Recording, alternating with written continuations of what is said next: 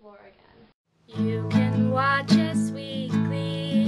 On the other side of the screen, there's Kyler on Monday, Matthew on Tuesday, Clayton on Wednesday, there's Shar on Thursday, Maria on Friday, Michelle on Saturday. But don't forget the alternates, because we're part of Queer of Sorts.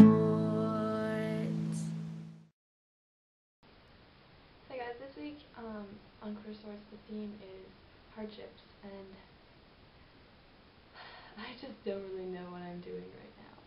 Okay, so I tried to film this video about 3 times already, and every time I ended up with something I didn't like, or I just didn't like what I talked about in it, or how I sounded, or even what I said. Either I'd be saying too much or too little, and it's just really weird for me to actually talk about myself, because I just don't ever quite uncomfortable talking about this, because I pretty much have no external hardships. I mean, when you're asexual, you pretty much have very little anyways. The only kind of hardships you get is like people just not believe in you, which is, you know, it happens. For example, like my mom doesn't believe me, but you know, it's her choice not to. It's not going to change anything. Yeah. The only kind of hardships I've had have been like internal struggle. However, I find it kind of funny actually, because right now, like, my sexuality is like the last thing on my mind. Like, there's so many other things I'm thinking about and bugging myself about, I guess, that really it doesn't matter right now to me. I am still currently struggling with figuring out who I am in terms of my sexuality. I identify as asexual, as I said in the last video, but I don't identify with a romantic attraction because I don't know what mine is. I am romantically attracted. Well, I want to be in a romantic relationship, but I've never seen someone and been romantically attracted to them. And recently, after a failed attempt at a relationship, I've been left wondering what my attraction actually is, because I have never felt attraction to a specific person, even though I want to feel it overall. Like, I do want to be in a romantic relationship.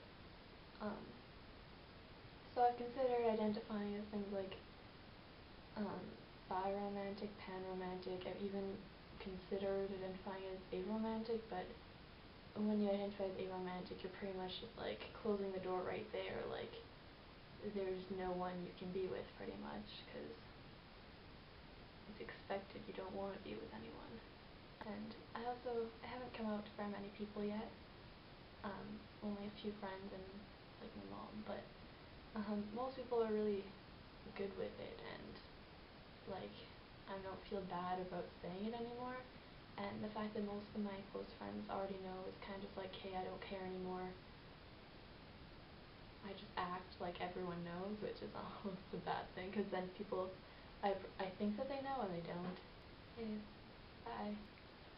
Hey guys, it's Laura. So, sorry about that crappy video and everything. I completely forgot about a lot of stuff that I was supposed to put in it, because I always blank once I go on camera. Sorry now, it's morning and I just woke up, so that I need to get this uploaded. So, yeah, one thing that I forgot was the lack of information from my local GSA. I also find that my local LGBT community, I recently went to the GSA conference, and it was pretty awesome, and everyone was really nice, but they didn't even once mention asexuality, and it's kind of discouraging when you're like, hey, I want to know things, and no one tells you. So, yeah, I just found that quite annoying, and yeah, so, also guys, I will be trying to upload, quite often now. I have lots of free time, so I'll probably be able to, so, I guess I'll see you guys next week, or sometime. Bye.